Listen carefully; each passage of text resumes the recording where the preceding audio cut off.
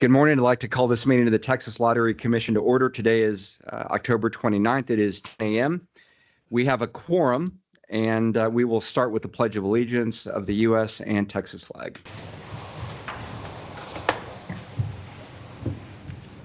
Pledge of Allegiance to the flag of the United States of America and to the republic for which it stands, one nation, under God, indivisible, with liberty and justice for all.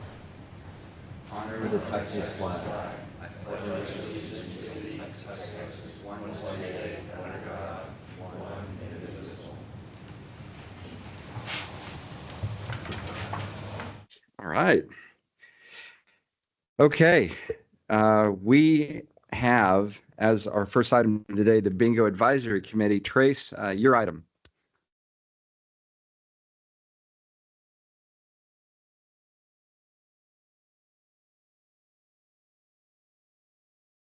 Morning, Commissioners. Bingo Commissioner Fields, Chairman Rivera. Yesterday, the Bingo Advisory Committee had its first meeting of fiscal year 2025. We had 8 of the 9 members in attendance, with all 3 of the new members present. After the meeting minutes from August were approved, the BAC unanimously voted to reinstate me as chairman of the BAC, with Melody Green as vice chair. We had an informative presentation from Elizabeth Godfrey Weedig and Bob Baird on the Open Meetings Act and Public Information Act. During this presentation, Mr. Kuykendall raised the question if the BAC members should have an agency email to help with response time with any public records requests. LaDonna and staff are checking on this to see if that is a feasible or necessary option. Following that presentation, the BAC voted to support the new additions to the rules review and recommended those changes be added to our total recommendation for the rules review to be published for your consideration on adoption. The BAC went over our fiscal year 2025 work plan provided to us, and we are pleased to report that we will be working with staff to complete these items over the next fiscal year, taking special note to address ways to increase online filing of quarterly reports and payments using the Bingo Service Portal. We also created a committee to review components of the agency's charitable bingo website and Bingo Service Portal to provide recommendations for improvements. This committee will be chaired by Dr. Penny and assisted by Mr. Kuykendall, 2 of our newest members. Our next meeting will be the 4th of December at 10 a.m., followed by the Rules Review public comment meeting at 1 p.m. Thank you, and that concludes my report. Okay. Commissioners, any comments? Cindy? Yeah, just is this on? Can you hear me? Yes, ma'am. Quick comment. Congratulations Thank on you. being voted by your peers to be the chair of the BAC for another year. And congratulations on getting everybody to Austin for the first meeting. Thank you very much. They've already started working on their work plan for this year, so hit the ground running. Yes, ma'am. Good job. Thank you. All these people traveled to Austin on their own dime, and we were glad to see everybody there. Thank you again for your leadership. Appreciate it. Commissioners, any other comments? Trace, thank you very much for your commitment. This is obviously a huge undertaking and responsibility that you have once again decided to take the mantle on. So thank you on behalf of Texas. So Thank you. we are very grateful. Appreciate it. Okay. Next item is the rule amendments on sales to minors. Bob, your item. Yeah, good morning, Commissioners. I'm Bob Beard, General Counsel. Item 3 is a proposal to adopt amendments to Lottery Rules 401158 on suspension or revocation of license and Rule 401160 with standard penalty chart. You approved proposing these amendments at the September 11th Commission meeting. These amendments reinforce the Commission's zero tolerance policy regarding a Texas lottery retailer selling lottery tickets to a minor by requiring revocation of the retailer's license in all cases involving a violation of a law or commission rule where the licensee intentionally or knowingly sells or offers to sell a lottery ticket to a person that the licensee knows is younger than 18 years of age. The exclusive penalty for a first-time violation will be revocation of the retailer's license. The Commission received 1 comment opposing the proposal from the Texas Food and Fuel Association, which represents the wholesale and retail levels of the food and petroleum industries in Texas, and whose members operate or supply more than 16,500 retail convenience stores in Texas. While TFFA does not condone sales to minors, it asserts the proposed amendments are excessively punitive. TFFA notes the proposed amendments eliminate the Commission's discretion to issue an alternative penalty or to consider mitigating circumstances, including the history of the retailer. TFFA also asserts that because the Sunset Advisory Commission's review of the Commission is still in progress, this rulemaking is premature and should be placed on hold until legislation is passed to continue the Commission's operations. The Commission's proposed response to the comment is that the prohibition of lottery ticket sales to minors is vitally important to maintaining the public's trust and ensuring the integrity of the Texas lottery. While the Commission appreciates TFFA's comments, it is important to send a strong message. Sales to minors must be a top priority for them. And the Commission believes that its zero tolerance policy and license revocation for a first violation is an appropriate measure to accomplish that. I discussed this matter with the board's legal subcommittee prior to this meeting and recommend that the Commission adopt the proposed amendments, which will become effective 20 days after filing them with the Texas Register. I'll be happy to answer any questions. Okay, commissioners, any discussion? Sure. Yeah, I think the commission wants to reiterate that we appreciate the Texas Food and Fuel Association's comments and all TFFA and its members do for the state. Clearly, they make a significant contribution to the success of the Texas Lottery, and we look forward to continuing that relationship and working with them in the future. Okay, thank you, Jamie. Any other comments? Okay. Is there a motion to adopt the amendments? Move. Okay, good. In favor, say aye. Aye. Aye. Okay, good job, everyone.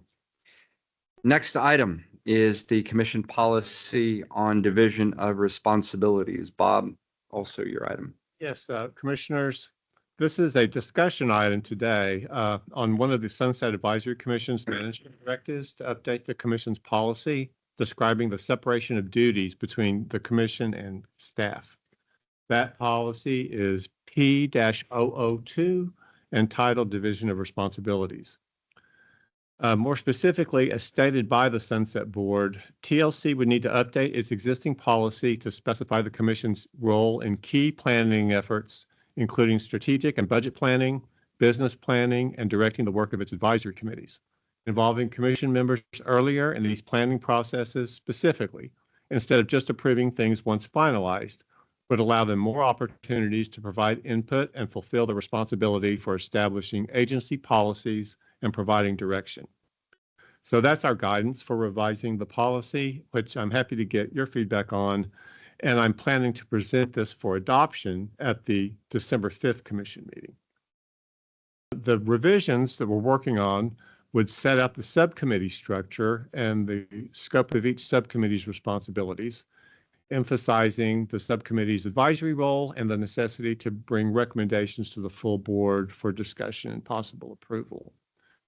And importantly, the revisions will emphasize that all significant policies affecting the Commission or the lottery or charitable bingo industries are driven by the Commission board from the top down, and that the direct reports, the executive director and the bingo director, shall implement the Commission's policies within the parameters set by the board. Whenever the executive director or bingo director become aware of a significant policy issue affecting the Commission or the lottery or bingo industries, whether the matter involves a rule, a potential rule, agency operations, or the structure of a lottery or charitable bingo business, the director must bring that matter to the commissioners as a board and seek direction, and the Commission shall determine the appropriate policy direction. And if there's a question regarding the Commission's authority in a particular area, the Commission would consider whether to request an Attorney General opinion. Finally, I plan to include a brief reference to legal guidance on the scope and limits of the state agency's discretion and policymaking powers that will be set forth in the Commissioner Training Manual that we are also updating in response to the Sunset Report. I have discussed this matter with the board's legal subcommittee, and we will continue to revise the policy document for approval at the December commission meeting. That concludes my presentation. I'm happy to answer any questions. Okay, commissioners, any discussion? Okay, Bob. Thank you. Yeah, Bob, thank you very much. Okay. Next item is the rule review. Bob, your item? Thank you. Once again, Bob Beard, General Counsel, and on this item, I'm asking the commission to readopt all of the agency's rules as the final step in the quadrennial rule review required by the Texas Administrative Procedure Act. Your notebook contains 3 documents to submit to the Texas Register to readopt the rules, which are located at Title 16 of the Texas Administrative Code, Chapters 401, Administration of State Lottery Act, 402, Charitable Bingo Operations Division, and 403, General Administration. The Commission initiated this proceeding in October 2023 pursuant to Texas Government Code Section 2001.039, which requires a state agency to review all of its rules every 4 years. The review must include an assessment of whether the reasons for adopting each of the rules continue to exist. The notice of intent to review the rules was published in October 2019. We received no comments on chapters 401 and 403, although staff identified a number of potential updates and clarifications to the lottery rules. The Commission did receive comments on the chapter 402 bingo rules, and the BAC was heavily involved in that process. And these comments are addressed in the chapter 402 document in your notebooks. In addition, the lottery and bingo orders address each of the rulemaking gaps identified by the Sunset Advisory Commission staff in its report on the agency, which are carried forward into the rule proposals you will consider in the next 2 agenda items after this one. The Commission staff believes the reasons for adopting each of the rules continue to exist and that some of the rules in these chapters need to be amended. Those amendments will be proposed in separate rulemaking proceedings, and you will hear more details about the proposed amendments in the following 2 items. I discussed this matter with the board's legal subcommittee, and we recommend that the Commission readopt the rules and conclude the rule review process. I'm happy to answer any questions. Okay, commissioners, any discussion? None? Okay, is there a motion to readopt the commission rules? Second. Okay, all in favor say aye. Aye. Okay, motion passes. Bob, on behalf of the legal subcommittee, thank you. And not only to you, but all of your legal minds that are helping to make sure that we're on the right trajectory. And we appreciate all your diligence and hard work. And I know that these items only took a few minutes of time today, but really took a significant amount of time to put together. So thank you very much for all involved. Appreciate that. Thank you. Okay, next item is a lottery rule proposal. Kyle, this is your item.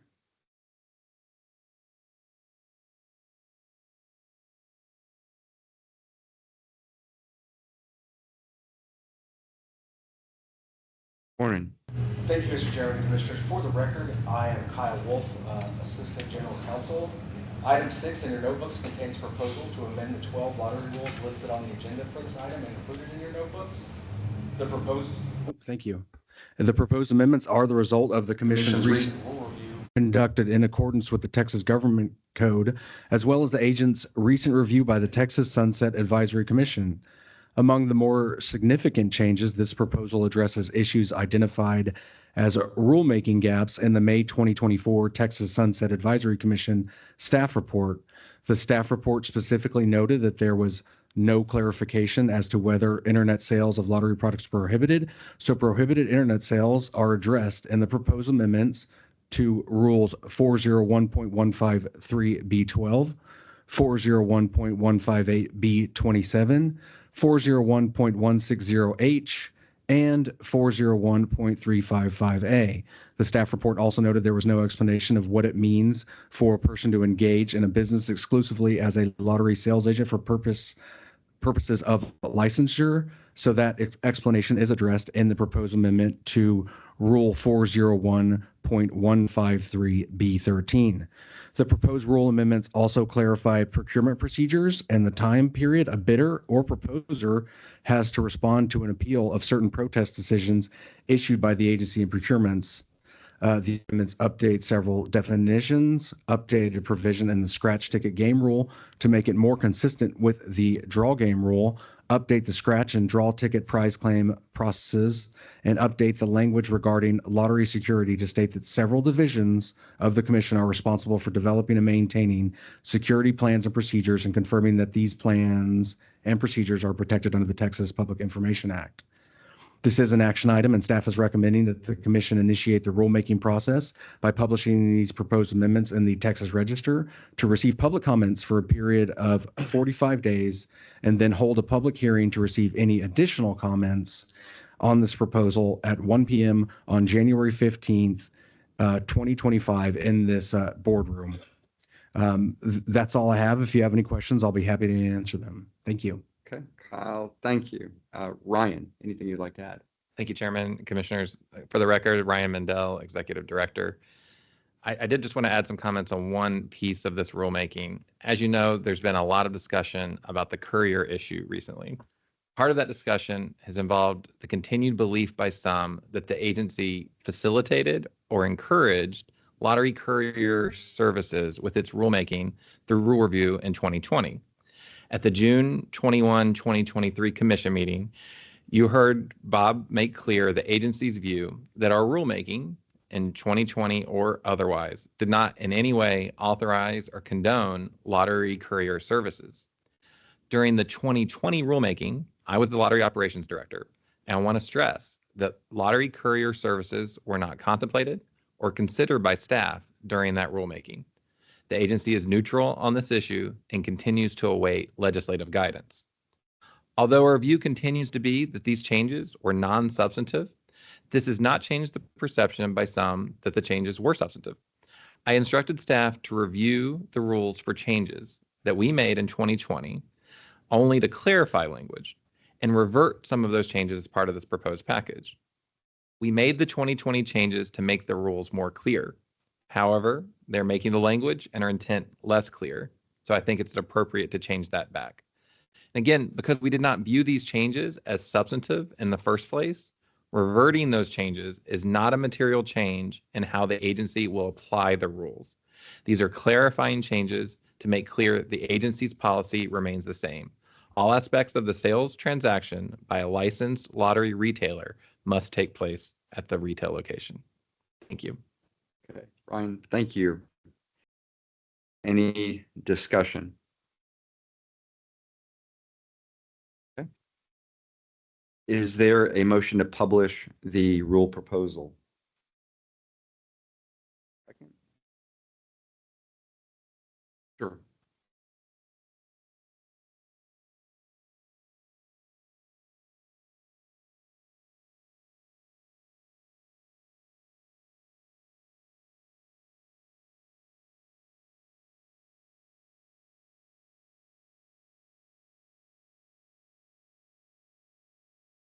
Okay.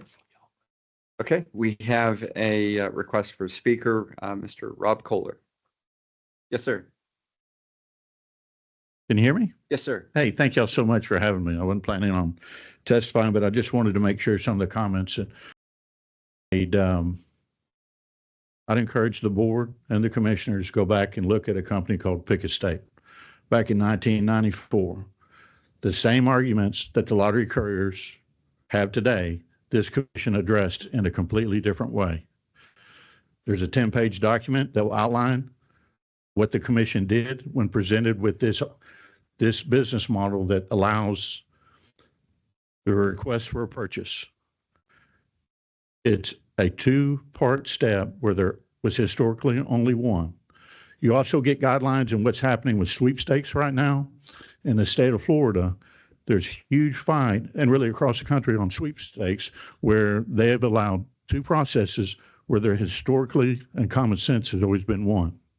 So this idea that somehow or another that the changes in 2020 did not affect what it meant to sell lottery tickets, we say is false, and we would encourage the commissioners to go look at the decisions that were made by your predecessors back in the 90s when tickets were sold over the phone. So thank you for the opportunity so much to testify. Okay. Commissioners, any questions? What was the name of the company? I'm sorry, at the It beginning. was called Pick Estate. Can you spell that? Yeah, it was PICK-A-State. And the commission at the time released a 10-page legal document by a lady at the time named Linda Cloud, who was director of operations. And it outlined why this two-step process of allowing the request to purchase is what it was referred to. And it's the same business model as what the couriers are operating within now. And you'll find that the Texas Lottery actually took this all the way up to the Supreme Court. The Fifth Circuit ruled on just the federal aspect of it, but did not touch the state aspect of it, which the general counsel at the time in the paper actually quotes that the state laws are still in effect, that you cannot purchase tickets over the phone, no matter what you call the contraption or the scheme. Commissioners, any other comments?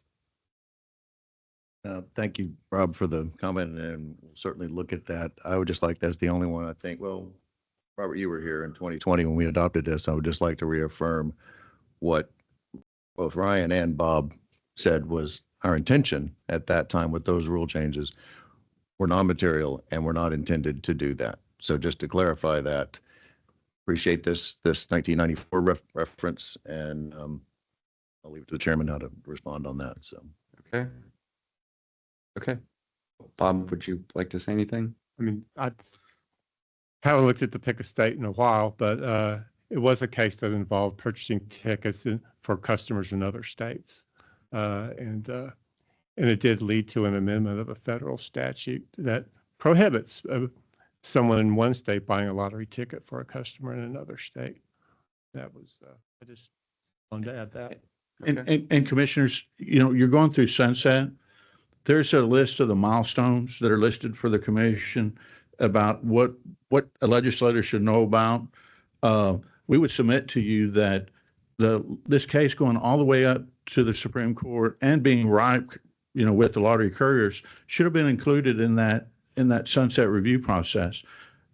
Members of the legislature have been led to believe that this is a brand new phenomenon, that somehow or another this just popped on the Lottery Commission's radar back in 2015. Well, no, it didn't. This exact same argument was made back 94. And the commission, as I say, acted very differently. Okay. Thank you for your comments. Yes. Okay. Commissioners, any other discussion? Okay. Is there a motion to publish the rule proposal? So moved. Okay. We have a second. Okay. All in favor, say aye. Aye. Aye. Okay. Motion passes.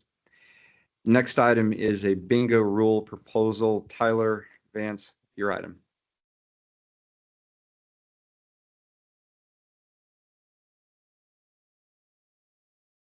Morning, Mr. Chairman, Commissioners. My name is Tyler Vance, Assistant General Counsel with the Legal Division. I have for your consideration this morning a proposed rulemaking on 44 bingo rules that includes amendments, new rules, and repeals. This proposed rulemaking is the result of the agency's quadrennial rule review process, which involved several meetings with the BAC, staff, and other industry stakeholders throughout the year. This proposal also incorporates all of the recommendations that were noted by the Texas Sunset Advisory Commission staff report that was issued in May. Specifically, the staff report noted that there was no clarification of what classifies as a bingo hall's premises. This is addressed in the amendments to Rule 402-100.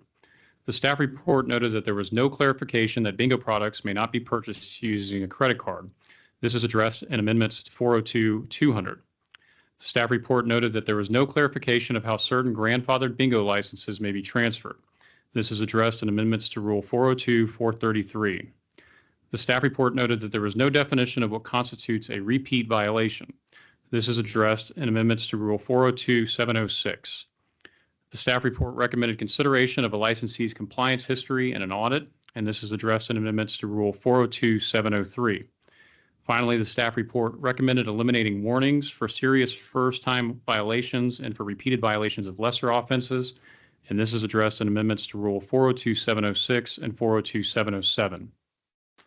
Other significant changes in this rule package include a new rule that establishes a single standard for determining the timeliness of filings made by licensees.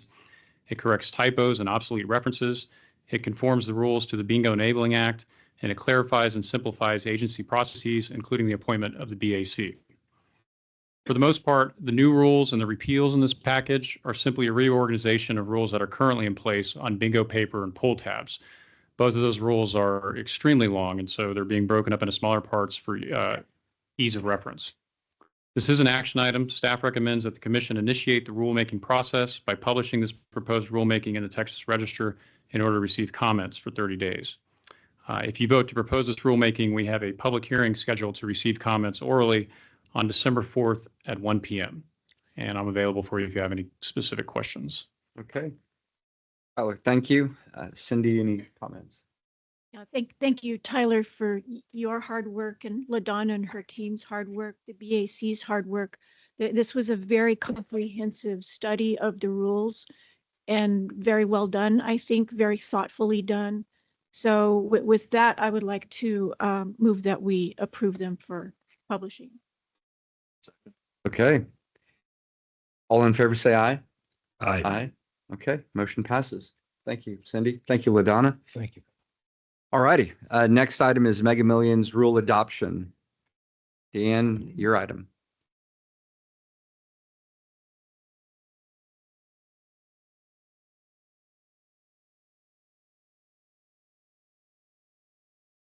Morning, Chairman, Commissioners. I am Deanne Rinstra, Special Counsel. In the August meeting, you approved publication of the repeal of the existing Mega Millions rule and the proposed new rule to reflect the Mega Millions group's changes to the game. In your notebook is the proposed adoption of the repeal and new Mega Millions rule, which were published in the Texas Register on August 24th, 2024.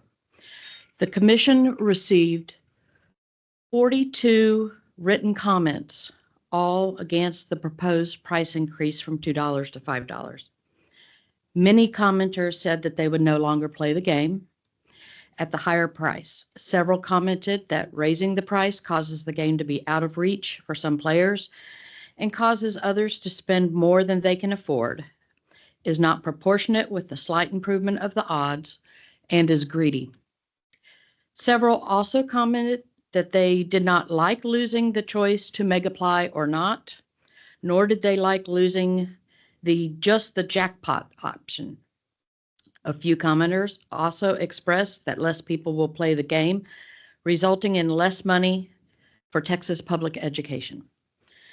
In response, we stated the Commission is authorized by the cross-sale agreement between Muscle and the Mega Million lotteries to sell the Mega Millions game in Texas. In order to sell this game, the Commission must adhere to the conditions of the cross-sell agreement, as well as the Muscle rules regarding the game. The Mega Million lotteries control the management of the game changes, and new game features. The Commission has no vote, choice, or input on the cost of the game, the play of the game, or the odds. The Commission only has a choice to sell the Mega Million tickets in accordance with the cross-sell agreement, Muscle rules, or to not participate in the game.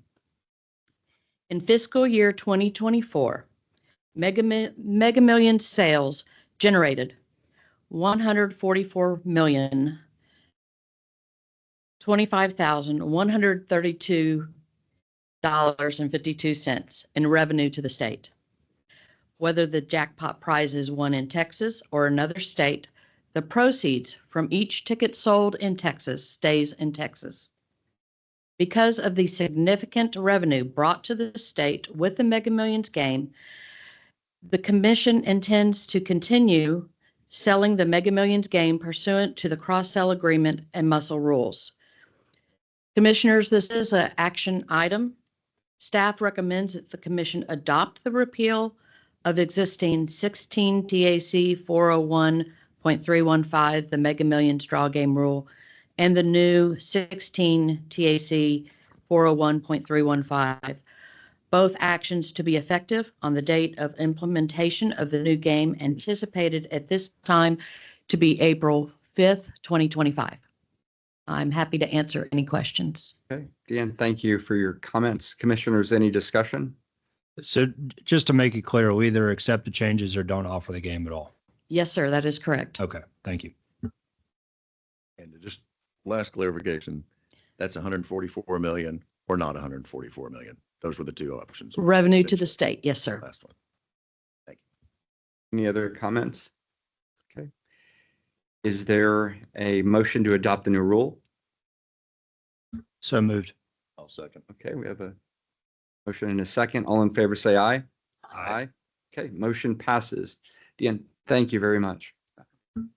Next, 5 items are contract matters. Angela, these 5 are yours.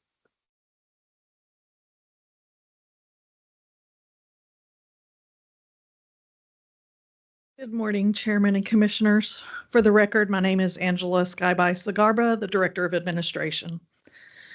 First item I have is item 9 in your notebook, and it is an action item.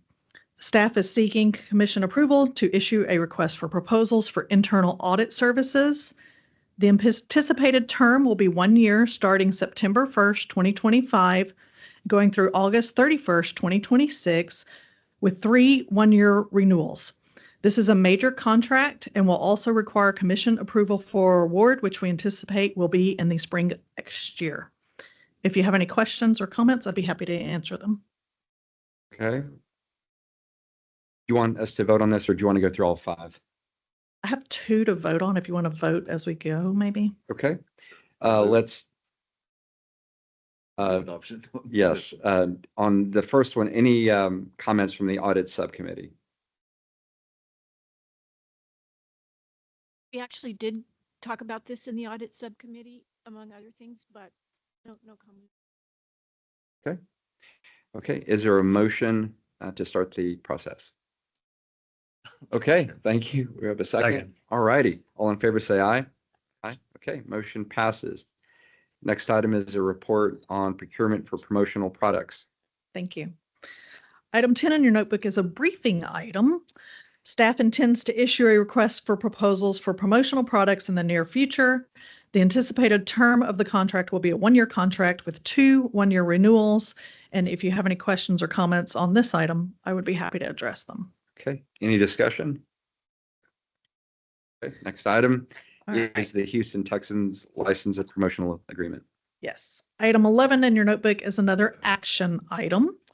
Staff is seeking Commission approval to enter into a new contract with Houston NFL Holdings LP, also known as the Houston Texans. This contract will expand our current trademark licensing and promotional agreement while continuing to provide ongoing marketing and promotional presence in the Houston Texans complex and for the related scratch-off ticket, and continue our successful relationship with the Houston Texans brand and its organization. If you have any questions or comments, I'd be happy to address them. This one will also require a vote. Okay, is there any discussion, commissioners? No? Is there a motion to start the procurement process? I'll make a motion. I'll second. Okay, we have a motion and a second. All in favor, say aye. Aye. Okay.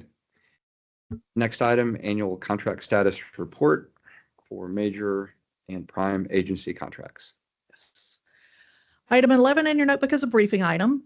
The Texas Administrative Code 401.105 requires the Executive Director to provide the status of all contracts to the Commission annually for information purposes. And further, Texas Government Code 2261.254 requires that each contract with a value exceeding $1 million provide additional information, including contract compliance, corrective action plans, sanctions, be reported to you. The spreadsheet has quite a bit of information on it, and it includes all of the relative information here. As you said, this covers all of our major contracts, which are more than $10 million, and our prime contracts, which are between 1 million and 10 million. And then we also included our operational contracts for you to give you a full view of all of the contracts under 401.105. If you have any questions on the report, I would be happy to answer them. Okay, commissioners, any discussion? Okay, good report. Good job. All righty. Final item, report on lottery operations procurement. All right. Item 13 in your notebooks is a briefing item. This is an interim status update to let you know that the Lottery Operations and Services RFP is continuing to progress as planned. Included in your notebook is an updated timeline of events for the RFP. And as you can see, we have received proposals and they are under review. The schedule of events was also revised in an amendment to reflect a change on the date ranges for both oral presentations and site visits. As stated in section 2.22 of the RFP, site visits will be limited to locations in the contiguous United States. If there are any additional changes to the timeline, an amendment will be posted on the Electronic State Business Daily and the Texas Lottery's websites for public notice. If you have any questions, I'd be happy to answer them. Okay, commissioners, any discussion? Okay, none. Angela, as always, good job. Thank you very much. Next item is report on lottery sales and revenue. Sergio and Will, this is your item. So big and important, we got two people to come and visit with us on this.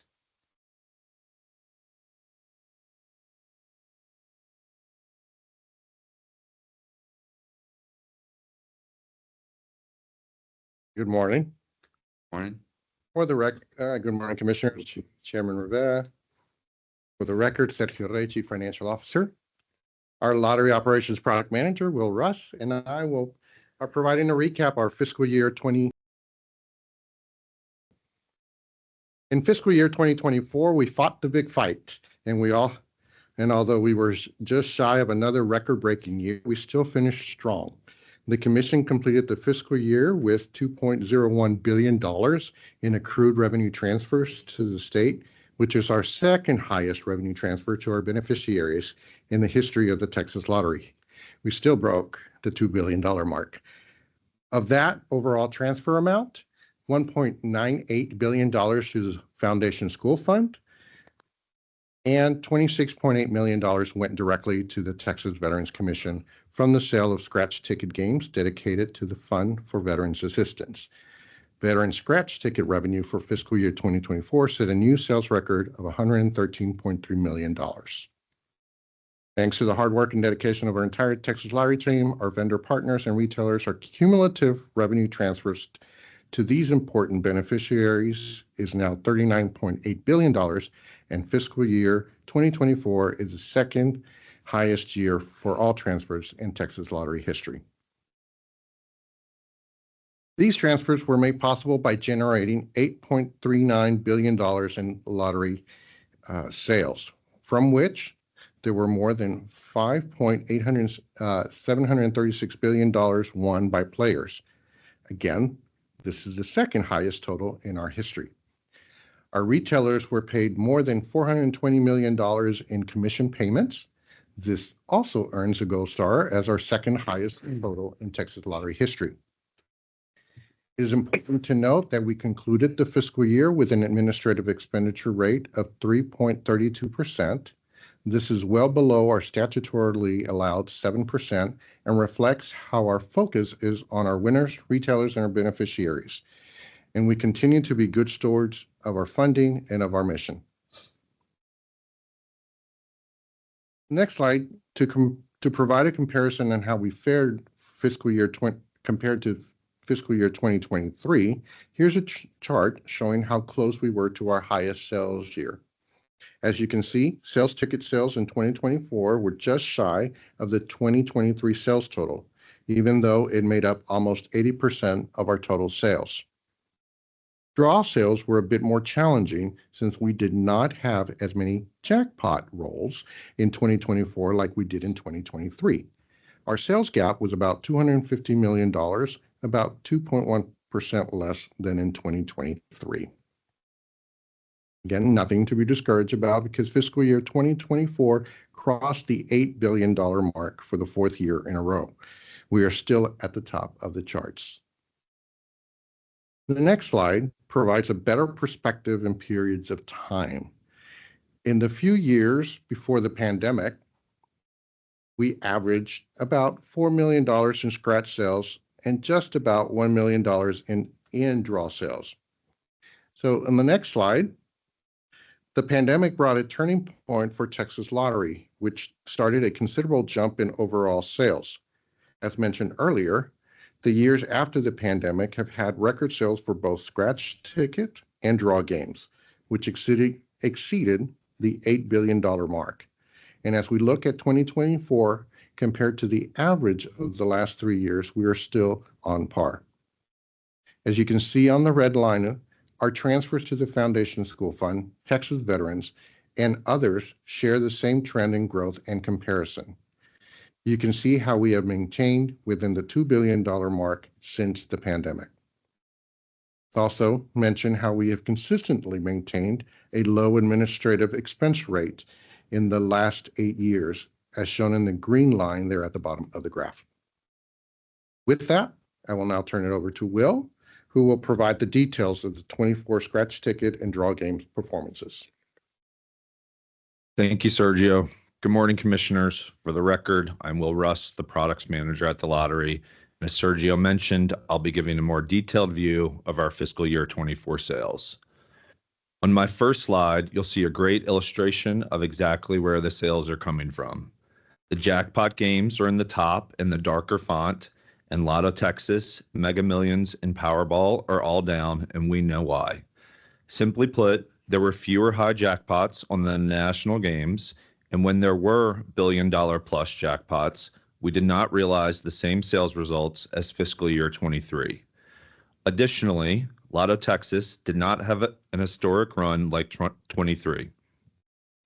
Without these jackpots, and after the monumental jump between 20 and 21 that Sergio mentioned, this makes 24 our real reset year, and sales are still extremely encouraging. When comparing the sales from our jackpot games from fiscal year 22 to 24, you can see that we are either essentially flat or up on all of them. We consider this a major accomplishment to maintain such sales levels without having the historic jackpots of 23. Returning to fiscal year 24, Texas Two-Step had a few solid runs and is up. In the middle of the slide, in the bright blue, are our daily games, and they are all up year over year. For the first time since 21, Pick 3 is up, and monthly promotions we do on this game contributed to the growth. Those promotions are a great collaboration between the lottery, IGT, and our retailer partners. We'll continue them in the future. Daily 4 is another success story and has been since it was first introduced in 2008. This game has seen sales increase every year. Finally, Cash 5 and All or Nothing are basically flat, but up overall and contributing to the daily games being positive year over year by almost 12 million. Go to the next slide. Here's another slide we look at once a year around this time. The total sales are broken out between scratch and draw. Last year, because of the jackpots, the split was about 77% scratch and 23% draw. This year, we are closer to what we've seen historically, which is about an 80-20 scratch draw split. Next slide. This pie chart is the draw game breakdown representing the 1.745 billion in sales.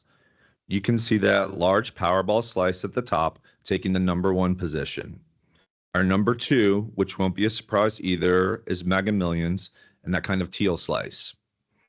Commissioners, as a side note, while we're talking about Mega Millions, I have some great news about a Texas winner and retailer.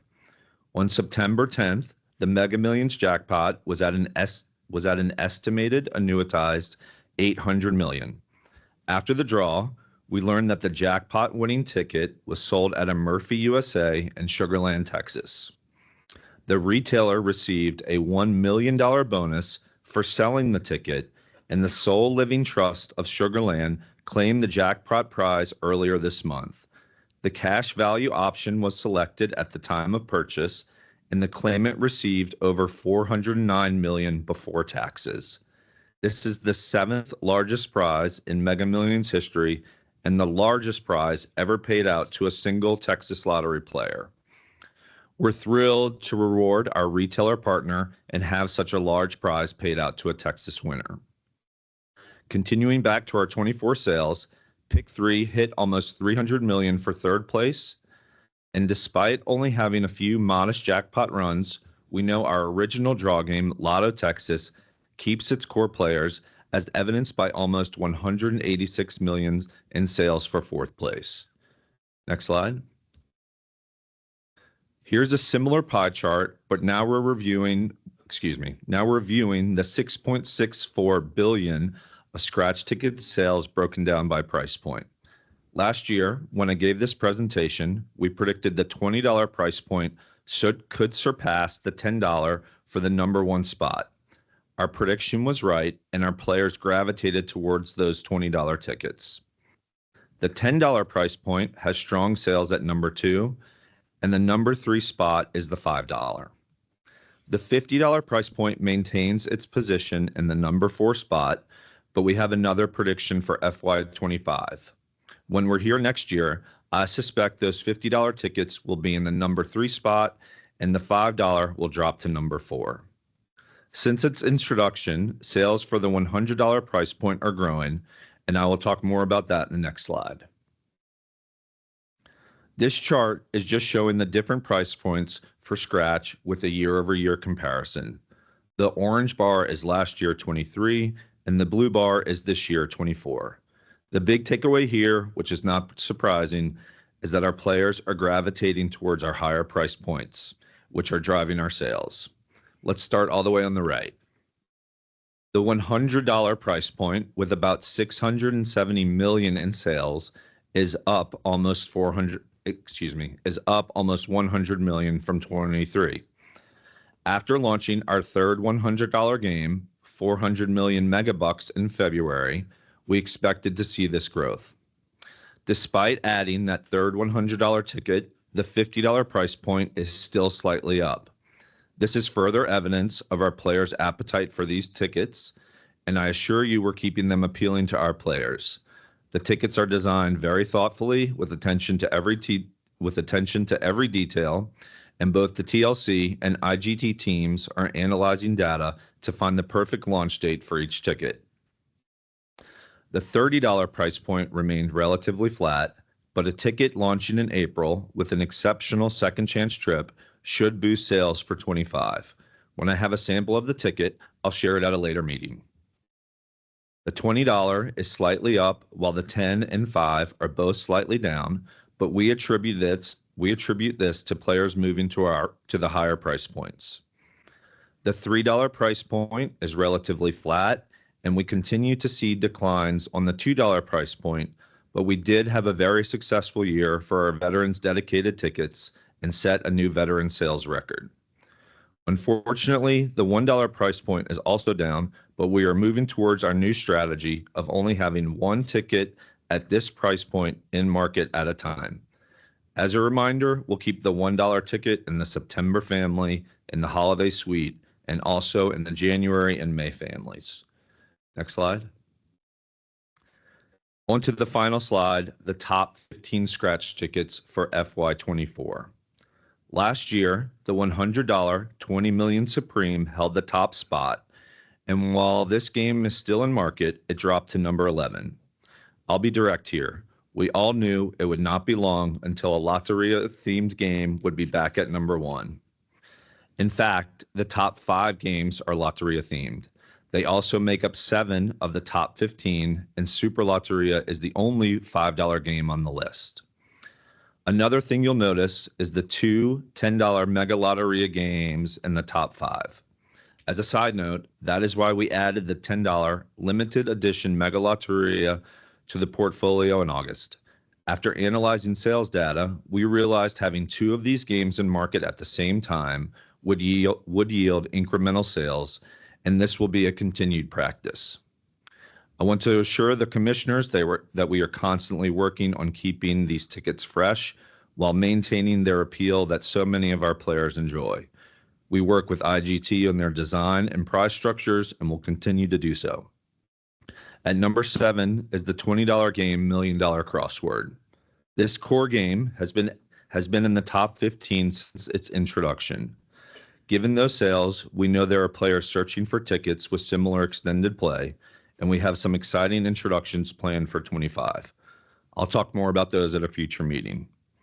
With that, I'll wrap up on FY24 sales. I'll be back at the December commission meeting to give an update on FY25. And if there are not any questions, I will hand it over to Ryan, who has some additional comments. Thank you, Will. Again, Ryan Mendel, Executive Director, for the record. As Sergio and Will's presentation made clear, last fiscal year was excellent in a number of measurable ways for the Texas Lottery. I want to add a little bit of context from the national perspective. Every lottery across the nation was impacted by the lower jackpot levels of the national games. Of course, those high jackpots bring people into the retail store and they keep lottery top of mind. They can impact the sales of daily draw games and scratch tickets as well. That makes our performance in those areas that much more impressive. What is most impressive, though, is the relative strength of our scratch ticket sales compared to other lotteries. The agency had the goal for a while now of becoming the #1 scratch ticket jurisdiction. I'm very happy to report that last fiscal year, the Texas Lottery achieved this goal. We had higher scratch ticket sales than any other lottery in the country. Not only that, as a preview of what our sales are this year, since the beginning of this fiscal year, September 1st, Texas continues to be #1 in the country in scratch sales. That's what I had to add. Okay. Commissioners, any discussion? I would just say that's the one where we have control. I mean, you guys are designing these and out and doing strategy on that. I've seen for years that draw games are jackpot driven and all that. So where you guys are in the driver's seat. So congratulations.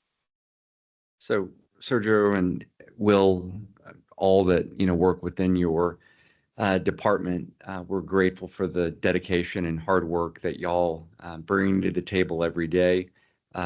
We know that the results are not necessarily in your immediate control, but just, on behalf of all of our commissioners, we're grateful for all of our employees and all of the hard work and dedication that collectively that everyone puts forward to make these results happen for our veterans and our schools. So thank you all. Thank you so much. Okay. Next item is a report on transfers to the state and agency's budget. Sergio, your item. Again, Sergio Rey, Chief Financial Officer. So transitioning into our beneficiaries and transfers, and since we just highlighted fiscal year 2024, so now we move on to the start of 2025. So I'll provide a high-level summary of the accrued revenues and transfers through September 30th, 2024. The details are in your meeting notebooks. Our accrued revenue transfers to the state were just over $130 million for the first month of fiscal year 2025.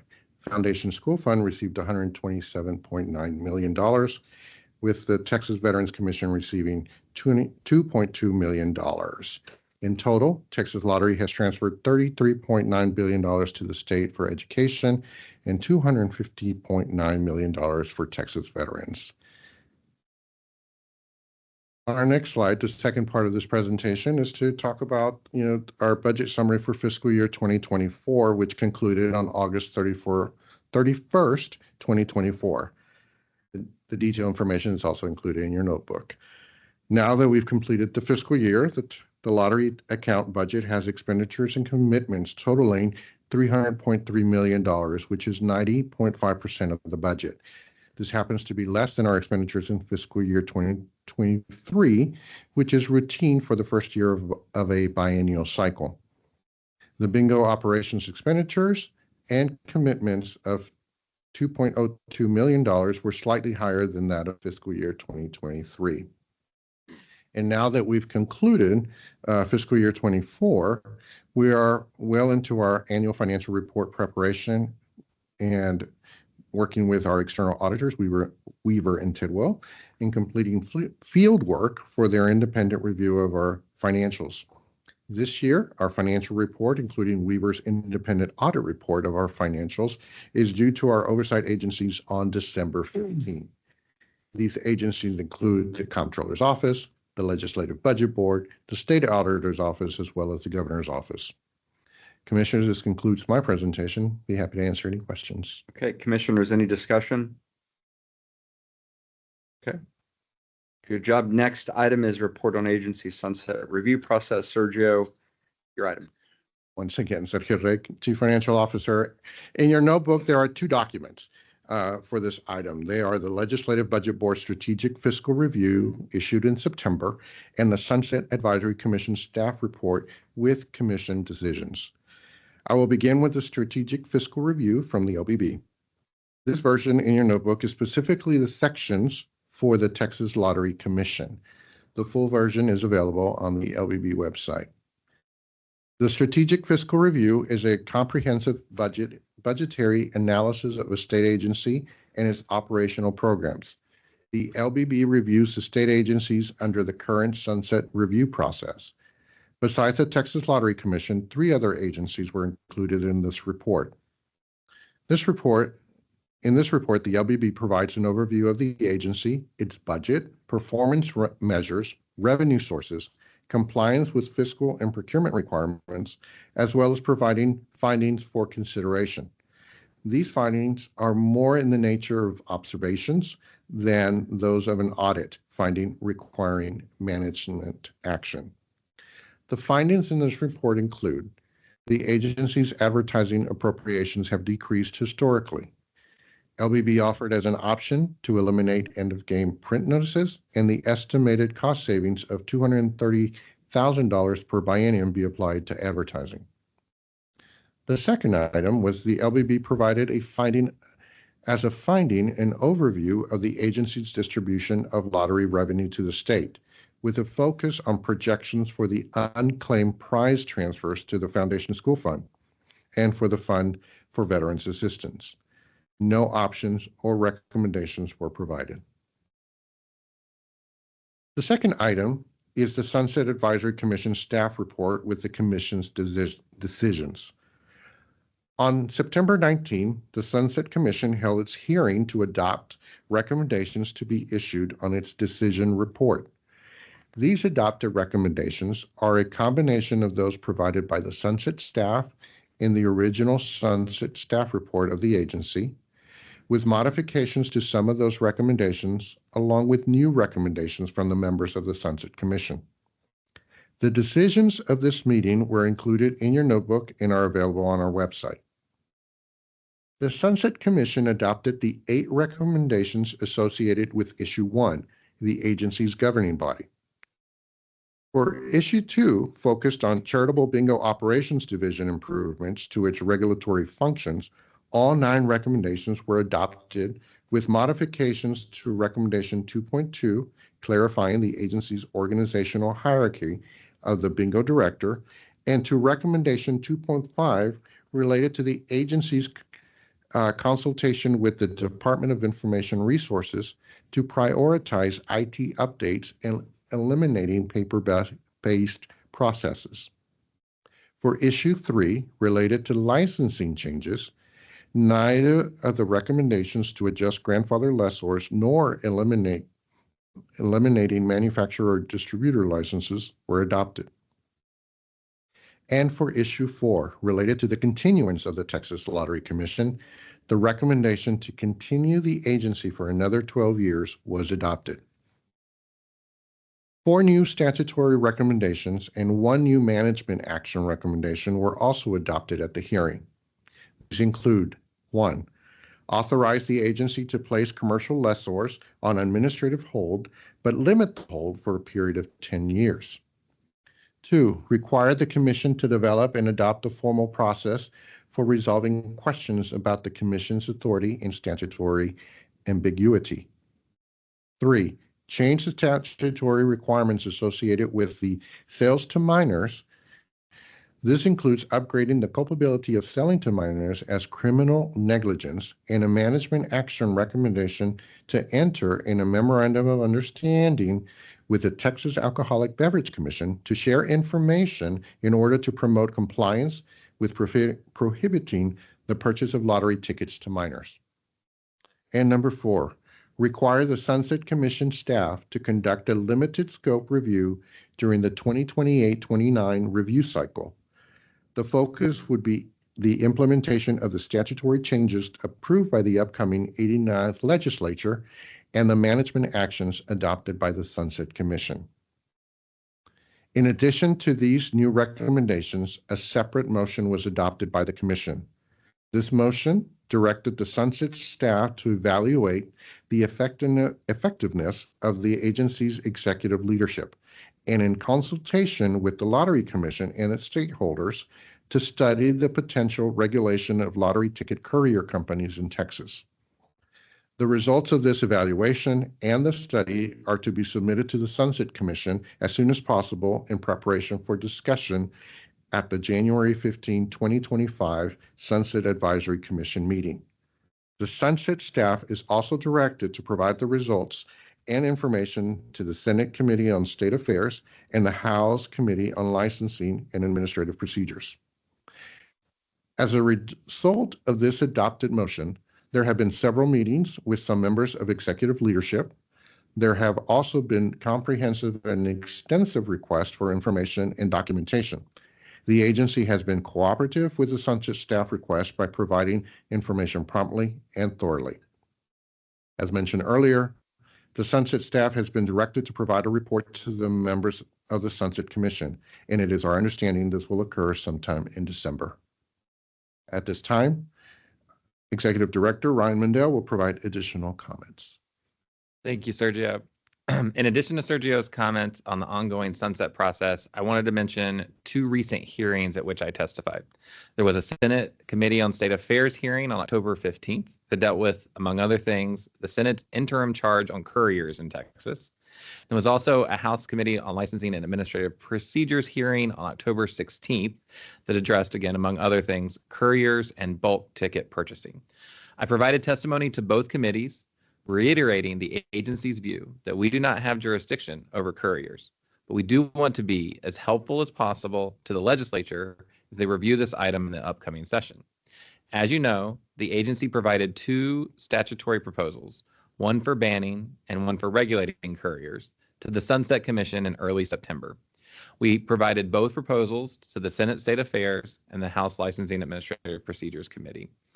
I also shared with both committees that I have formed an agency work group headed by our Enforcement Director, John Graham, and staffed from Lottery Operations, the Office of the Controller, Government Affairs, and Legal Services divisions to review and potentially update those proposals. The work group has been meeting weekly, and just yesterday was able to meet with, along with Sunset staff who we invited to join, the New Jersey Lottery to discuss their approach to regulating couriers. I am encouraged by the progress the work group has made in getting up to speed on the issue, and I anticipate that their work will be useful to the agency, Sunset staff as they study this issue, the 2 legislative committees as they prepare their interim reports, and to the legislature as bills are ultimately developed and introduced during session. That's what I had to add. Okay. Ryan and staff, I know that this is taken on a lot of hard work and effort in order to make sure that this process is thoroughly executed. And so on behalf of all of our commissioners, we're grateful for the work that all employees are participating. And as this process continues to move forward, to, please likewise keep that, positive spirit of involvement and engagement. If there's anything that the review process requests of lotteries. So again, Ryan, thank you for your leadership at that. And Mark and I were at the September meeting, and just grateful for all the work that you're doing. And I'll open up to any other commissioners that have any thoughts. Again, I think that reflects the way this commission has handled the sunset process through its the whole last year, of viewing this as a chance to, to take constructive criticism and suggestions for improvement, and we always welcome those, and you guys are continuing that, and we'll see how that wraps up with hopefully some clarification from the legislature. So. Okay, thanks. Good job, Sergio. Thank you very much. Next item is the auditor's report. Darlene.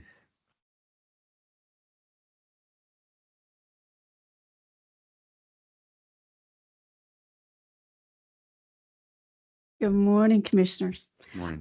For the record, my name is Darlene Brown. I'm your internal auditor.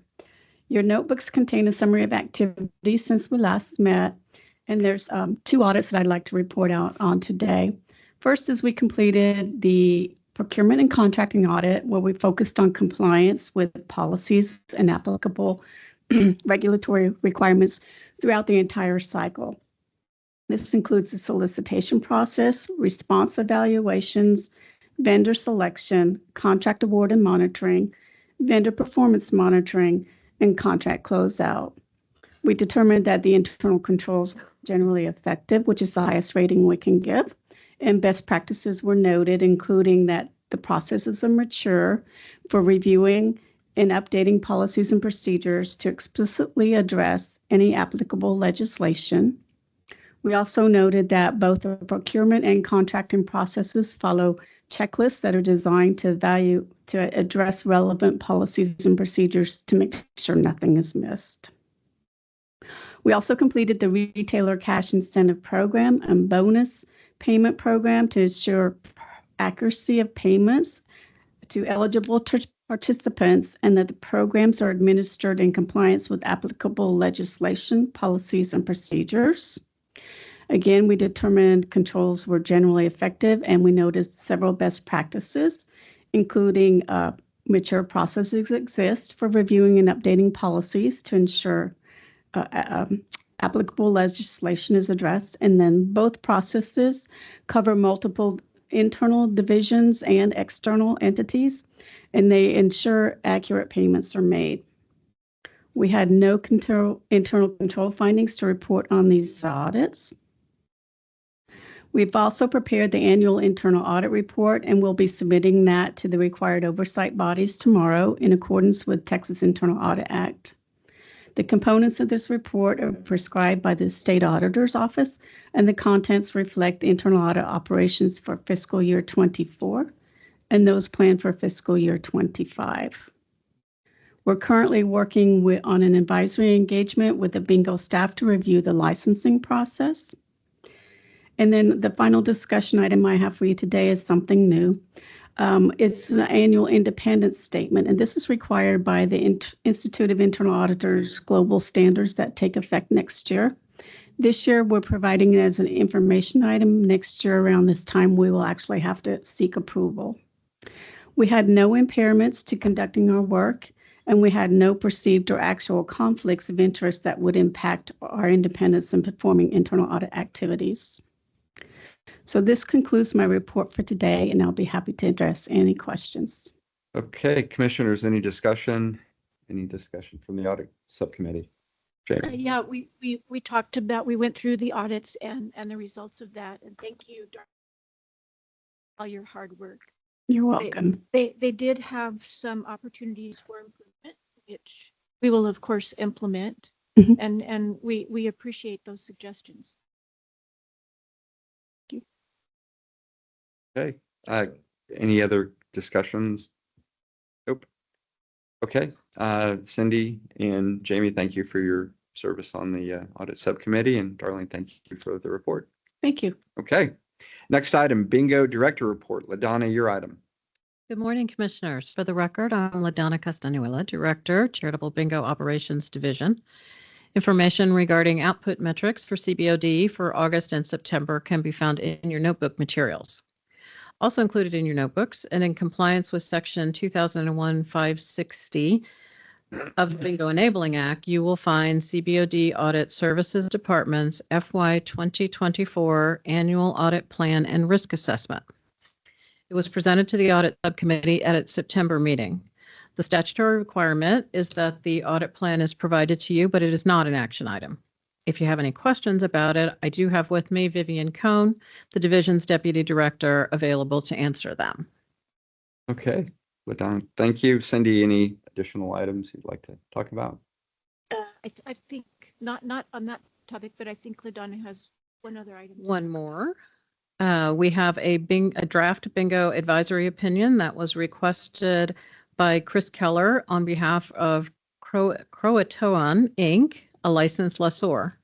Mr. Keller's request asks if a player is playing an online gambling application on his or her phone, is it considered a second game of chance?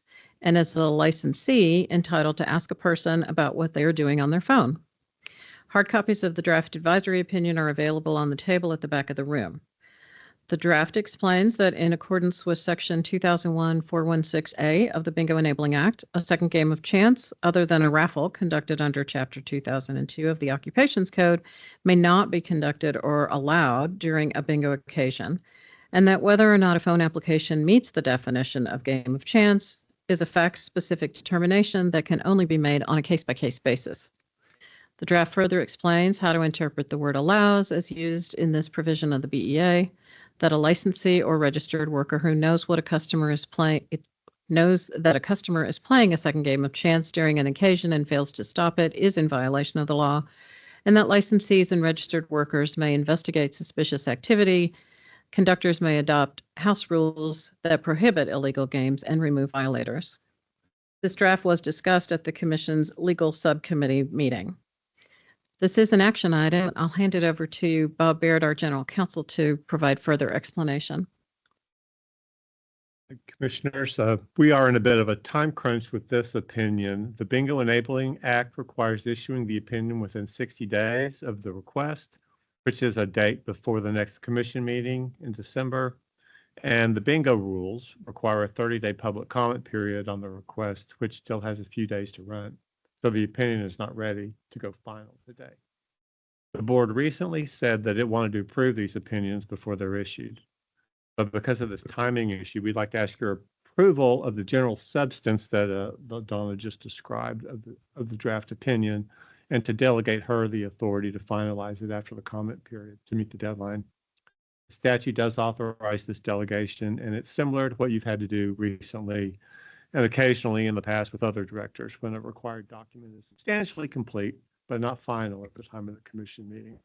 So the request for your vote here is subject to your feedback on the substance of the opinion to delegate to LaDonna the authority to finalize it.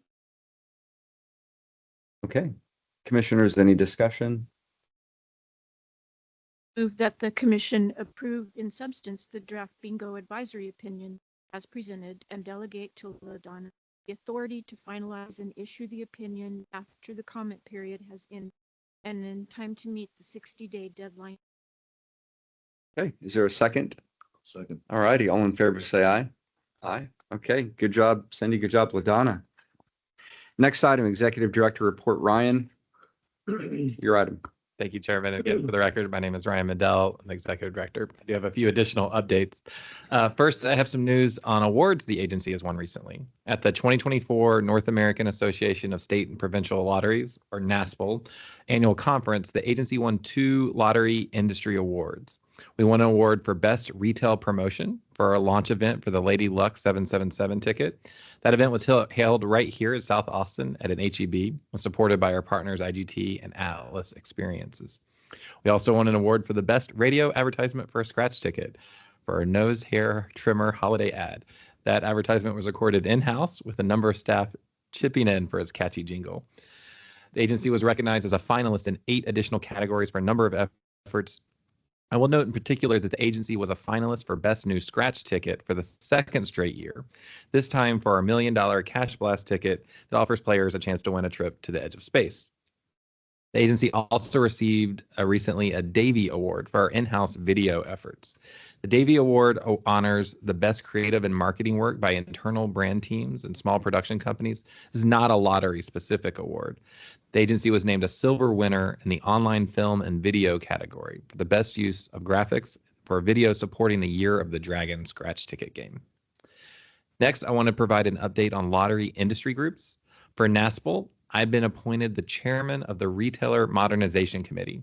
This committee serves as the major point of contact between the lottery industry and the national retailer community and oversees many of the in-lane and API efforts that I have been a part of for the last few years.